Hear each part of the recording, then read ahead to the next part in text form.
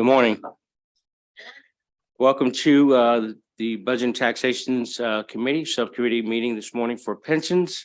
Thank you all for being here this morning. You will see members coming in and out.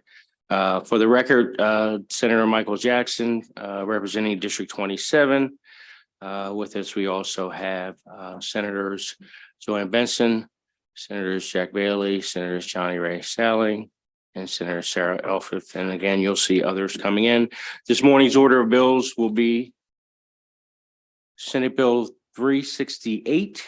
We have some folks traveling from Eastern Shore. Senate Bill 395. We have folks traveling from Southern Maryland. And Senate Bills 264, 481, 369, 454, 467.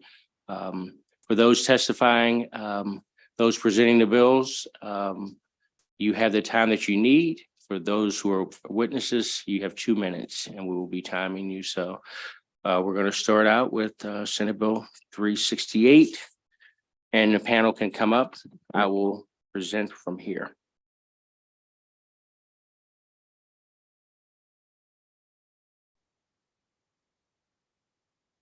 Good morning.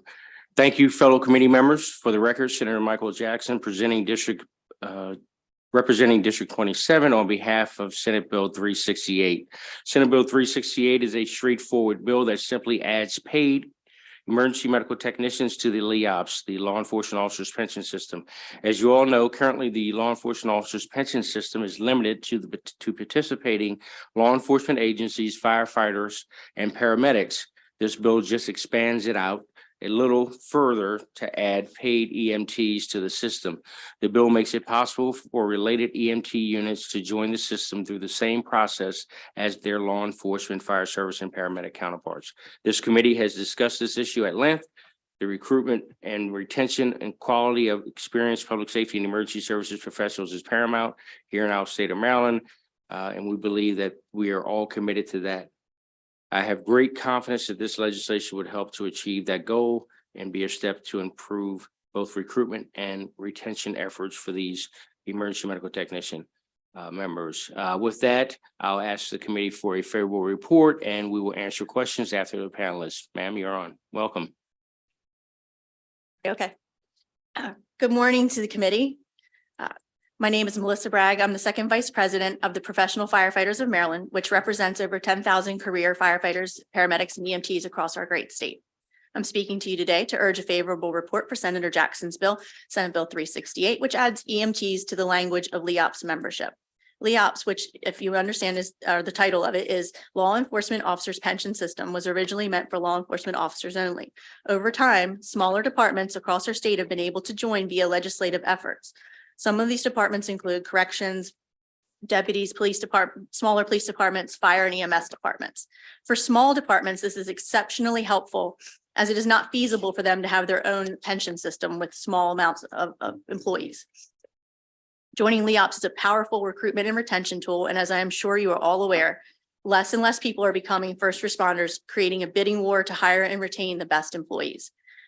Having said all of that, Talbot County EMS and Queen Anne's County EMS, which are both career departments, both joined the LEOPS pension system this past year, having gone through the legislative process. They were official as of July 1st, I believe that is the exact date. But the reason for coming to you to add the EMT into the language of LEOPS is that the EMT's title, the title of EMT is not currently in there. And for agencies such as Queen Anne's and Talbot County EMS, they employ paramedics and EMTs. So the EMTs were left out. They were not told that until after they had received LEOPS. They were led to believe they were going to be a part of it. So in Talbot County, approximately 20 employees were left out as EMTs. And in Queen Anne's County, approximately 16 employees have been left out as EMTs because their title does not fit the language in the LEOPS bill. In the LEOPS bill, there is paramedic title, not EMT.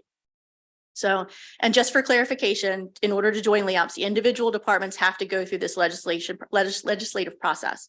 Once that happens, the employees are eligible. So no one can just walk in off the street and say, I'm an EMT and I'm going to get LEOPS retirement now. The EMTs were not aware, again, they were not aware they wouldn't meet the eligibility And they've come to us to ask to the professional firefighters in Maryland to ask for help in becoming part of the LEOPS pension system. And all we need to do is add the title of EMT to the existing legislation. I urge a favorable report on Senate Bill 368 and thank you for your time and consideration. Absolutely. Any questions for our witness? Anyone? No questions? Oh, Madam Chair. Does this impact the Prince George's County? Yes, ma'am. It does. This will be, It applies to all. it applies to all EMTs. across the state. May I answer that as well? Yeah. It would only, as an example, Prince George's County Fire Department has their own pension system. This would be just for very small particular departments that go through the legislative process to join. Thank you. You're Which would include, yes, ma'am. Thank you for the clarification. Counties like Calvert who just Exactly. created a paid firefighter, paid EMT status. So yes, Prince George's and Montgomery County, their systems.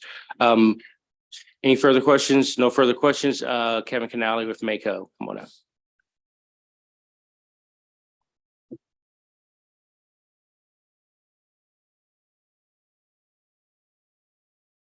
Morning. Good morning.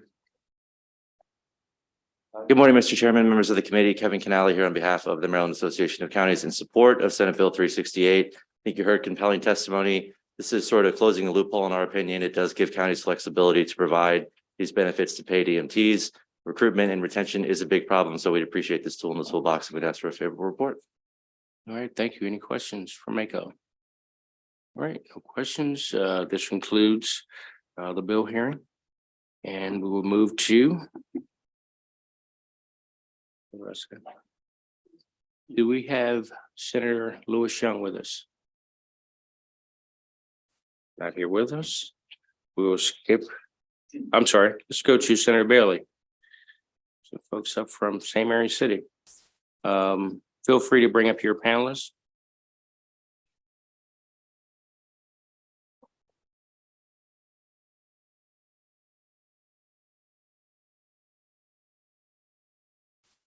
While they're coming up, want to thank our firefighters and EMTs and the like from coming over from Eastern Shore. Safe trip back.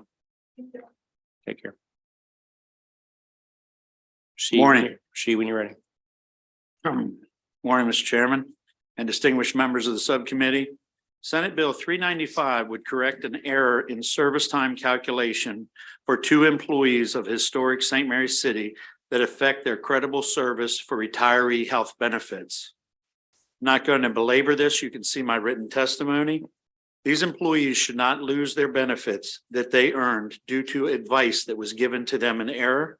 I respectfully request a favorable report on Senate Bill 395. Thank you for your consideration. I stand for any questions. Thank you, Senator. Any questions for the senator? All right, panelists, welcome. Good morning. Thank you. Thank you, Chairman Jackson and the committee members. Thank you, Senator Bailey, for bringing this forward on our behalf, for introducing Senate Bill 395.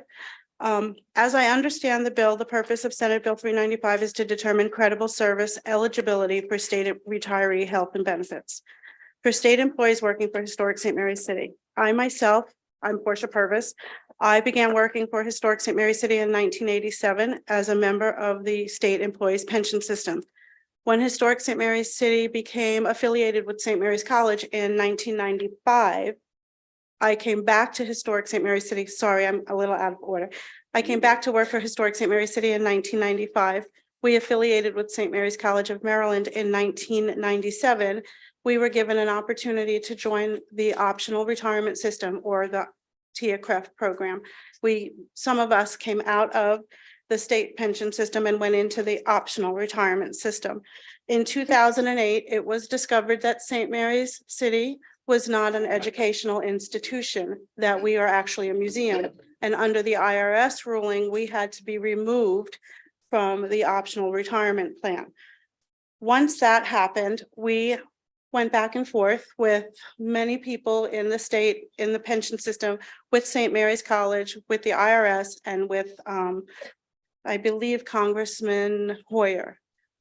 It was about 12 or 15 times. We went back and forth to try and get this corrected because we were told we had to come out of the optional retirement system and go into the state system. In 2009, some of us went into the state system, but we were told we were now going into the state pension system as brand new employees.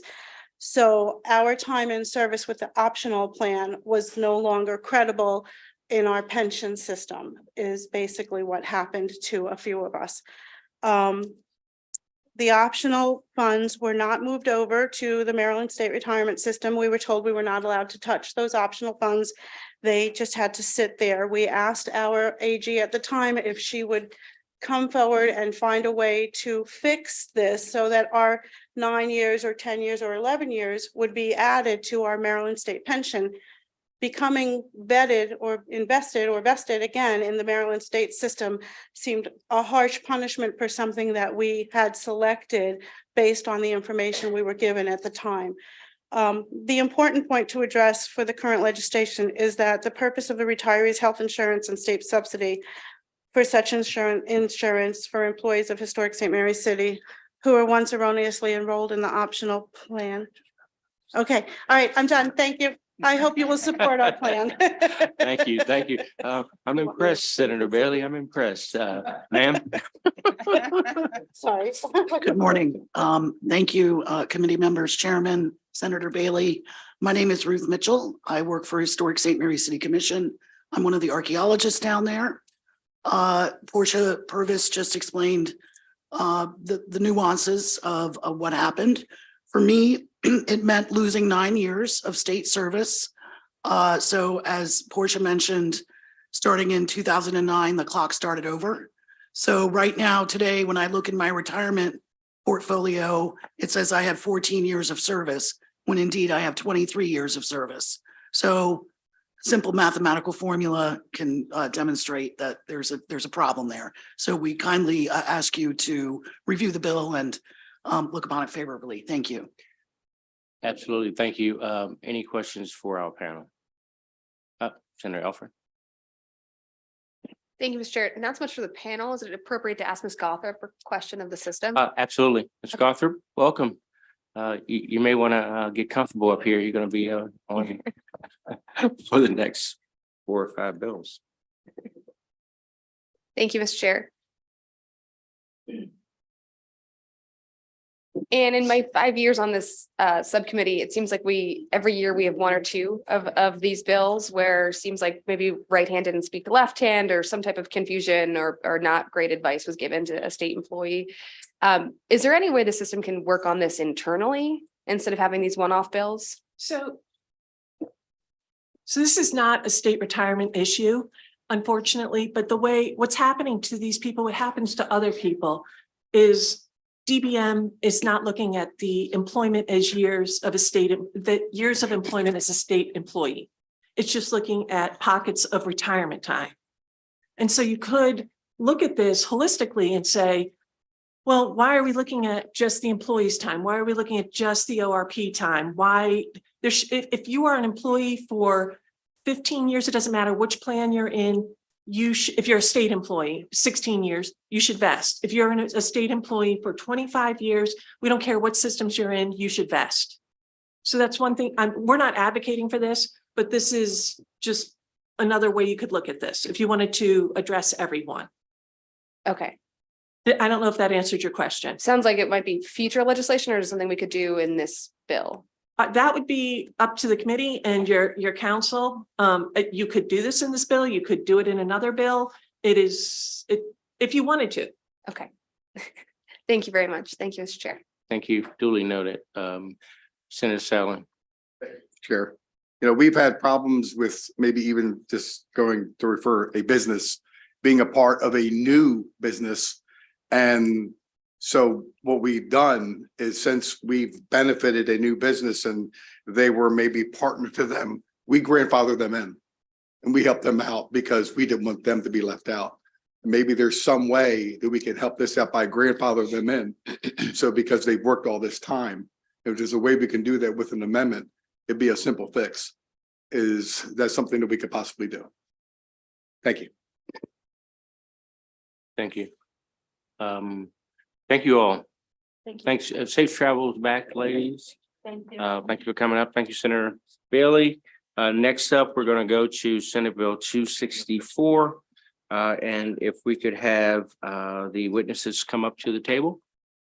And I will get us started on that bill.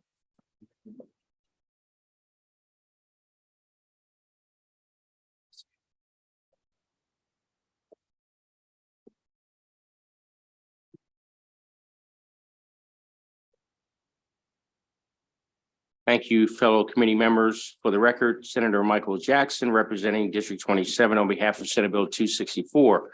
This is an identical bill that was passed out of this committee last year, Senate Bill 115. Senate Bill 264 is a piece of legislation that makes a couple of changes to the current formulas for the law enforcement officers' pension system. The bill raises the cap on retirement benefit payments from 65% to 70%, and it increases the retirement benefit multiplier from 2% to 2.5%. Because of my background in public safety as both an elected sheriff and former FOP president, this issue is very important to me. The recruitment and retention of quality experienced officers is critical to ensure effective policing in Maryland. The changes proposed in this legislation will be a small step to improve both recruitment and retention efforts for Maryland law enforcement agencies, who, as we all know, are facing drastic shortages in applicants to fill positions. This bill is a straightforward and modest attempt to level the playing field. And with that, I would ask the committee for a favorable report, and we will have our panelists present as you wish. Good morning. Mr. I lost the coin toss, so I'll go first. Mr. Chairman and right. members of the committee, my name is Jim Krasinski. I'm the president of Fraternal Order Police Lodge 34.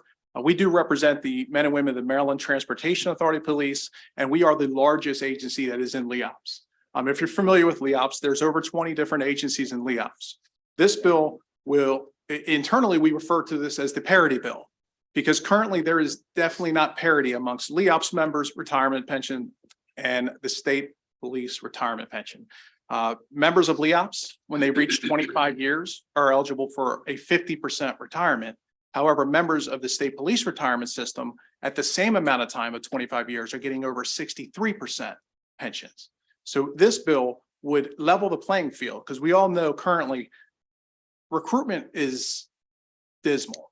We've heard it in multiple committees now. My agency alone is going to be close to 20% vacancy rate by the end of the year. That's not sustainable. So we have to offer a competitive package. This bill would allow LEOPS to offer a competitive pension benefit to the over 20 different agencies that are currently participating in LEOPS. We'd strongly support this bill, and I would ask for your favorable vote. Mr. Chairman, good morning. Thank you for your work again this year on this most important bill. Barry Glassman on behalf of the Harford County Deputy Sheriff's Union.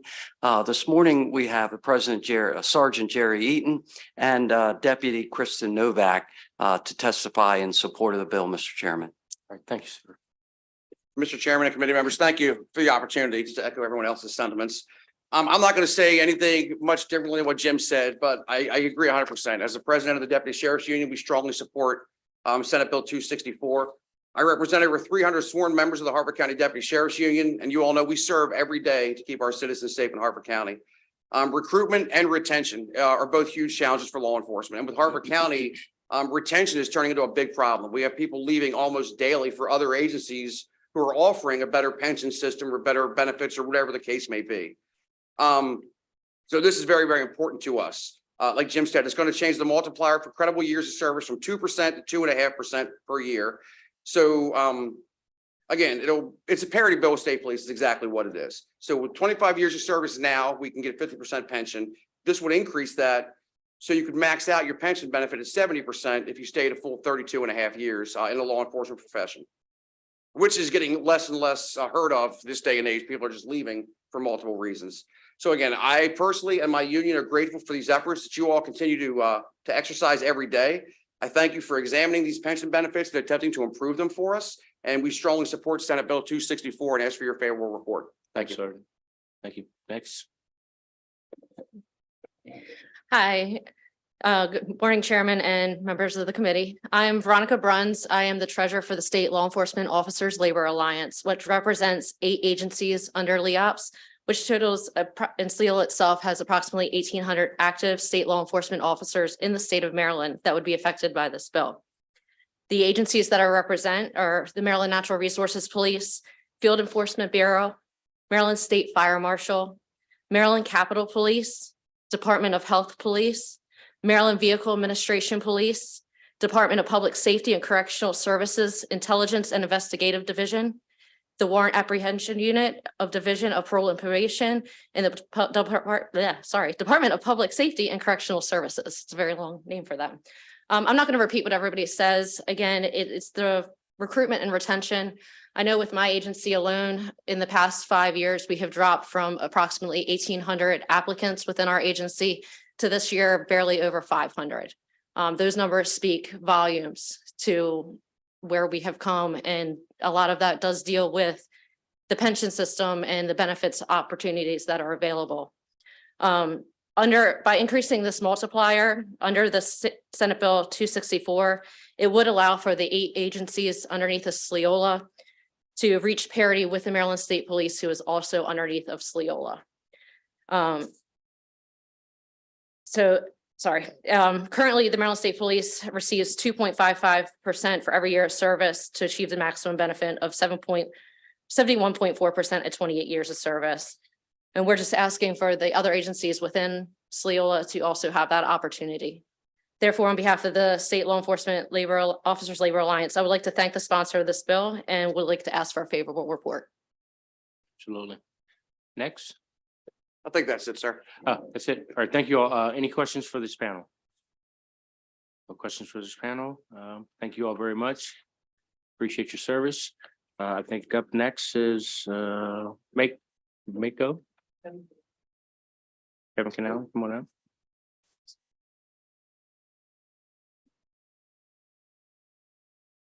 Thank you, Mr. Chairman, members of the committee. Kevin Canali here on behalf of the Maryland Association of Counties in support of the bill with an amendment. So we have several counties that participate in LEOPS, and for those counties, we'd like this to be enabling. We'd like the enhanced benefit to be a local option. That would certainly, this comes with a fiscal impact. And so we'd like each county that participates in LEOPS to be able to weigh those costs appropriately. And then maybe by a date certain, they'd have to decide whether they wanted to opt into the enhanced benefit. We said this on the previous iterations of this bill. The committee's been receptive to that and we appreciate it. So we support the bill. We'd like to have the option based on the bill before with the EMTs. That was an enabling bill to add EMTs if the county decided to do so. We'd appreciate the same side of flexibility here. And with that, we'd ask for a favorable report with an amendment to make it enabling. Thank you, Mr. Canali. Any questions for Mr. Canali? All right, thank you very much. Thank you. And that will conclude Senate Bill 264. We are going to, Senator Lewis Young is on her way, so we're going to move on to Senate Bill 369. Ms. Gothard, you could come on up. We'll get us started. Can't find my glasses. There's it's no coincidence, folks, that this is just because we're working in close partnership with our retirement agency that you see my name on a lot of these bills. I'm joking. Thank you, committee members. For the record, Senate Bill 369. I'm presenting it. This is Senator Michael Jackson, District 27. As you can see in your synopsis, Senate Bill 369 is a departmental bill that allows members of the Correctional Officers Retirement System corps to receive a credible service at retirement for unused sick leave. Additionally, it makes some changes relating to transferring membership from the state employees retirement system and state employees pension system to the Correctional Officers Retirement System corps. With that, I'll ask the committee for a favorable report, and our resident representative, Ms. Gothrop, you're up. Thank you, Mr. Chair. This is, as Chairman Jackson mentioned, this is Joint Committee on Pensions legislation that was introduced at the request of the board. It addresses issues related to legislation that has come in over the last 6 years, I think. There's been 4 bills over the last 6 years that have required certain groups of employees to be moved into the correctional officer system because the benefit in the correctional officer system for these groups is a better benefit. So it's not, you're not penalizing these people. You move them over to give them a better benefit. And it has this bill has 2 parts to it. The first corrects an oversight where in the past bills for the 2022 bill, there was not a provision in there that was in the other 3 bills that preserved the sick leave for these individuals when they came over, so that if they wouldn't lose it, their employees' pension system sick leave, they would not lose that when they retire from the correctional officer system. This is corrective. That piece is just corrective. You want to make it consistent with the rest of your legislation or the past bills so that these individuals, like I said, do not lose their sick leave that they've earned. The second piece corrects an oversight with all of the bills. These bills, as I mentioned, it required the members from the employees' pension system to move into the correctional officer system. It gave them the option after they moved in to move their service from the employees' pension system over if they wanted to. If they didn't, that service would stay in the employees' pension system. And then when they retired, they would get a correctional officer benefit and they would get an employees' pension system benefit. Problem is, we found in every single instance that it would have been to the benefit of every member impacted by these bills to move their service credit over. No matter how much we counseled them, though, they just, I think the decision, retirement stuff scares people and they don't understand it. I was listening to a hearing yesterday where someone said, oh, this retirement stuff is so confusing. And you all deal with this every day. These are people who are getting letters from us and I don't think they understood it. And so they were paralyzed and they did nothing. What's happening though, is they're seeing all of their other friends who did transfer their service credit over. They're getting these better benefits. They realize state retirement wasn't lying to us, but now there's nothing they can do. This bill corrects this. It allows us to move them into the correctional officer system to give them a better benefit if they want to. So it's basically, you have to opt out. Before, when the legislation was passed, it was an opt-in. This is now going to be an opt-out. If they really don't want to come, we're not going to force them. But unless they tell us otherwise, we are going to move them in because it is to their benefit. All right, thank you very much. And I can concur with everything you said. And we've been working on this for nearly decades to try to ensure we educate our employees and members. Senator Hellerman. So this is going forward. No, we have, I think, I wrote this down. We have about from the 2016, 2017, 2018 legislation, there are still about 100 people who haven't transferred total. And then with the current bill, the 2022 bill, we have 100 people still who haven't transferred, but they are still within their year window where they wouldn't need this legislation. So we're going to just move them in unless they tell us not to move them in. All right, thank you. Any further questions for this? All right, thank you, Ms. Gothard. That will conclude Senate Bill 369. Next up, Senator Elfreth, Senate Bill 454. If you have a panel, bring them up. Oh, there it is, your panel. And is here as always to make me look smart. Okay. Thank you, Mr. Chair. For the record, Senator Sarah Elfreth asking for a favorable report of Senate Bill 454. Like any good corrective bill, it follows the pensions rule of thumb. That is, the smallest change requires the longest amount of the lengthiest bill. And I'd like to thank Philip for helping us draft this bill in particular.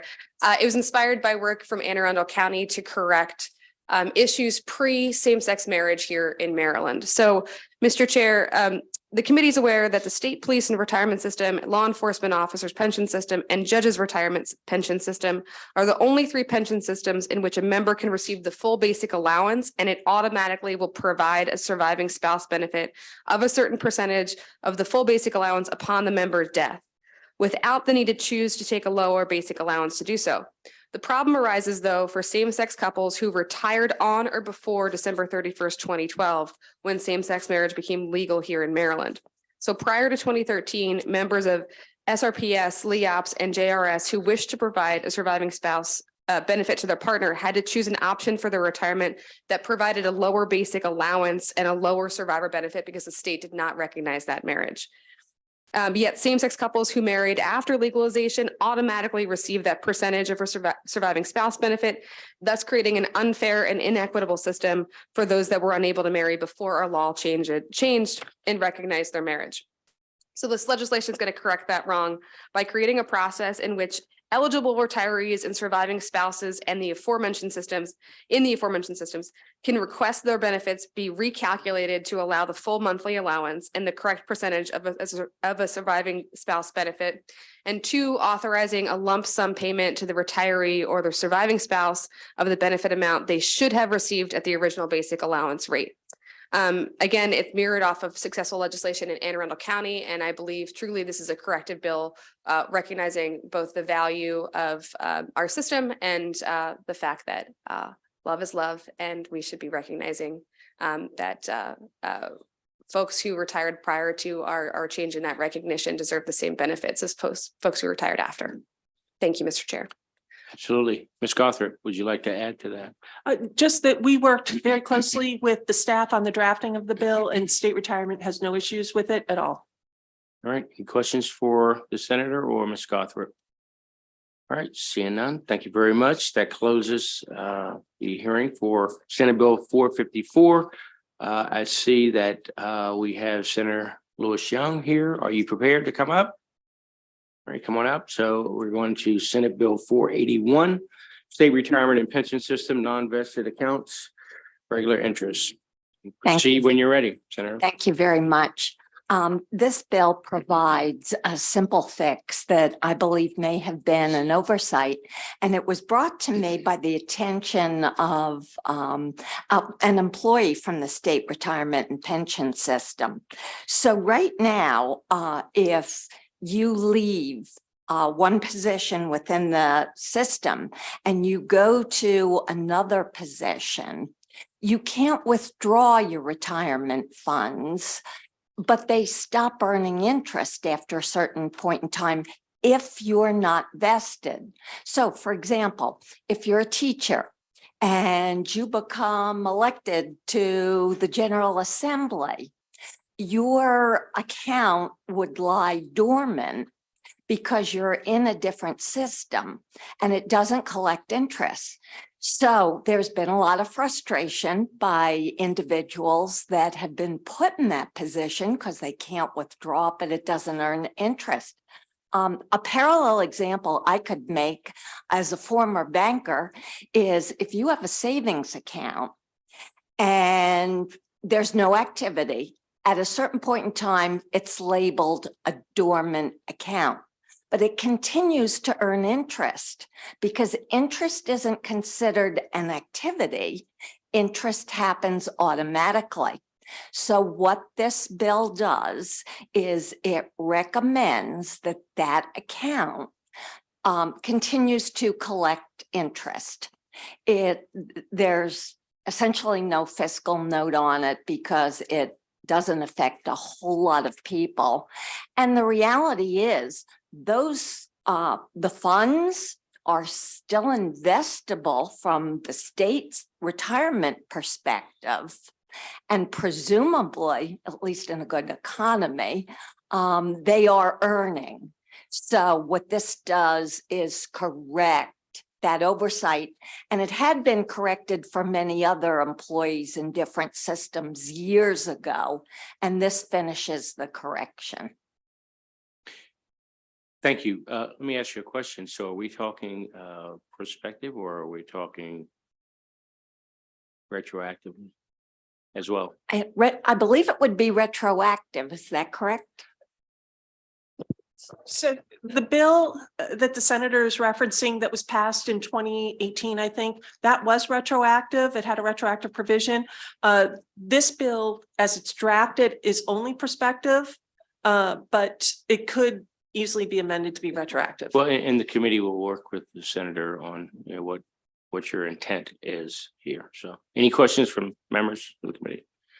No questions? Glad you made it. Great to see you. Thank you. Apologize for the No, delay. no Calendar mix up. No need, no need. Thank you. very much. And thank you for joining me. And yes, you sort of wedded to us. So Senate Bill, that concludes the hearing for Senate Bill 481. And we will now move to our last bill, Senate Bill 466. Ms. Gothrop, you're already in place. So I will start us off. Thank you, fellow committee members. For the record, Senate Bill 466. I'm asking for a favorable report. Senator Michael Jackson, District 27. Senate Bill 466 is a departmental bill that deals with the amortization rates for the state retirement and pension system. Beginning on July 1, 2023, this legislation would enable the Board of Trustees of the State Retirement Pension System to set rates for all unfunded liabilities or surpluses accrued as of June 30th, 2023 for any new unfunded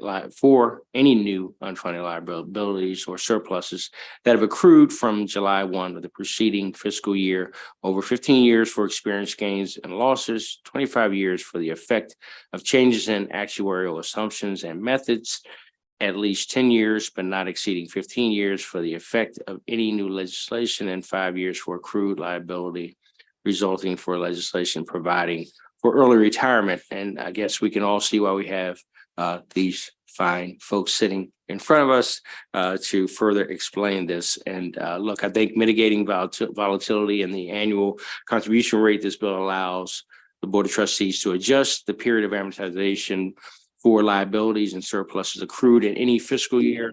With that, we're asking for a favorable report, and glad to have you all with us to help further explain and for any of us who may have some questions going forward. So welcome.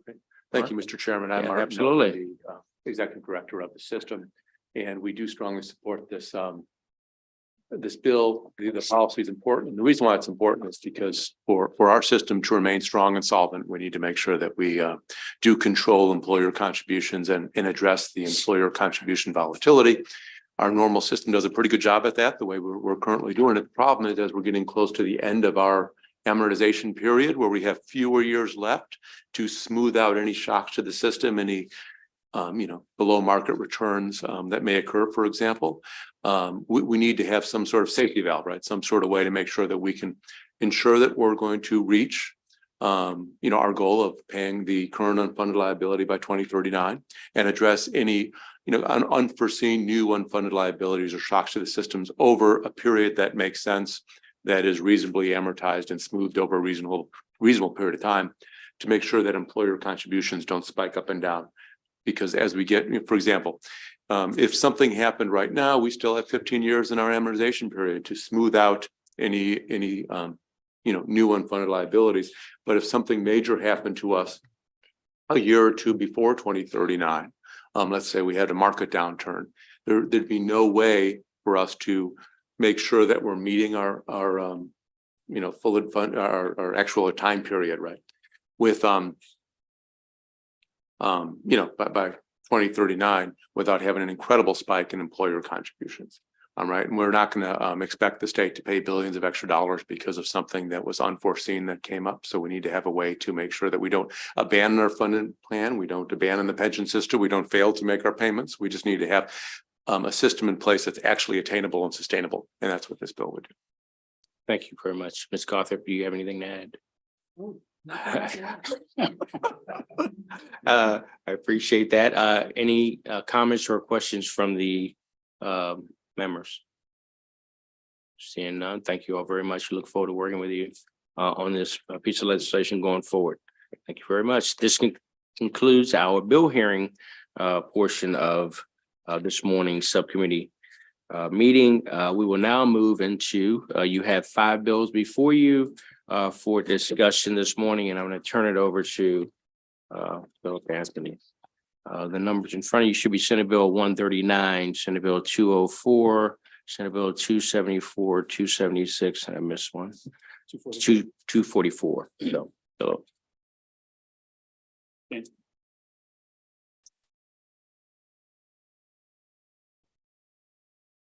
Thank you, Mr. Chair. The first bill is Senate Bill 139. This is legislation that actually passed last year. This would extend the period that a member is allowed to be in drop for an additional 2 years. It also has uncodified provisions for anyone currently in drop to extend their participation in drop by those additional 2 years, subject to the overall limitations on how long somebody can participate in drop. To be for state police and LEOPS. Any discussion on this? Seeing no discussion, all in favor? Oh, Senator Bailey. No. Oh, sorry. Man, you used to push those buttons, man. All right, all in favor? Anybody opposed? All right, we'll pass this. Next bill, is Senate Bill 204. This bill would alter the minimum vesting periods for registers of wills and clerks of the court to be 8 years. I don't have them prepared, but there are a couple technical clarifications that I bring to your attention. If you're comfortable voting them in concept, I can have them ready for full committee. But the first would be as drafted. There's a question of how it applies. The intent was to lower the vesting to 8 years from the current 10-year, which is the current standard. However, there are some people that may still be in a situation where they have a 5-year vesting period. And so the intent was not to increase people from 5 to 8. The intent was to decrease from 10 to 8. So I would recommend a clarifying amendment, just clarifying that it applies for people hired after 2011, because that would be the 10-year vesting. The other piece is that since you're dealing with elected positions, generally the modifications to their compensation and benefits apply prospectively for like the subsequent term after that change. So I would recommend adding uncodified language. That we have boilerplate language we can put in there. And then in speaking with the system, there was we noticed that the way this legislation is drafted, which is actually modeled off of other provisions in code for immediate vesting for constitutional officers, and then there are some other positions that are agency department unit heads that have immediate vesting. Those provisions and this don't reference the statutory provisions dealing with vested benefits. They refer back to the base benefit, and so for vested benefits there are different procedures that apply. And so in talking with the system, I would recommend adding provisions referencing the vesting benefit provisions in Title 29 in this legislation, and also bringing in the other 2 sections to just have conformity in that. All right. Any questions or comments regarding that? Senator Alpha. Thank you, Mr. Chair. So Philip, you're saying you would like to add amendment language that this would not, again, we're having this conversation a lot today, prospective versus retroactive. So folks who are already, let's say it's 7 years and we pass this bill in their 8th year, they would be vested, or we're talking about just moving forward? So it would start with the next term. Okay. But somebody elected now, starting the next term, the way I understand it is the 8 years would kick in, but you can't just apply right now. Oh, so it's like kind of in people in the middle. Yeah. Okay. Yeah. Understood. Thank you. Thank you. Any other comments or questions? All right, Philip, are we able to vote on that? Or? Yeah, you can vote the amendments in concept if you're comfortable with them. Okay. All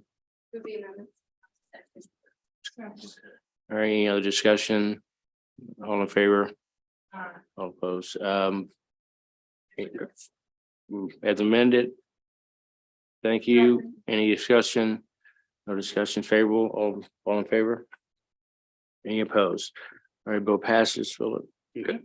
Next bill is Senate Bill 244. This is follow-up legislation. There was legislation last year addressing an issue where there was a correctional officer who, long after the death was determined that there was a murder involved, that legislation did not deal with any of the pension system benefits. So this bill before you would address the availability. It would allow opportunity for the family members to apply for the line of duty death benefit for anyone who would fall under the parameters of the bill. Senator Alpha. Thank you, Mr. Chair. Philip, this is obviously a tragic situation and justice was long overdue. So in case we have the situation again, where later on it's found that it was a line of duty death. Would this bill apply to more than just the officer at hand, but across the board? Yes, that's a good question. So yeah, the bill is drafted definitely applies to the situation that the testimony discussed, but it's not just for that individual circumstance. So anyone else who would be in a similar situation, hopefully not, but the bill would apply in that situation. Thank you. Thank you, Mr. Chair. Great question. Any other questions or comments? Favorable. Any discussion? All in favor? Any opposed? Thank you. Bill passes. Bill.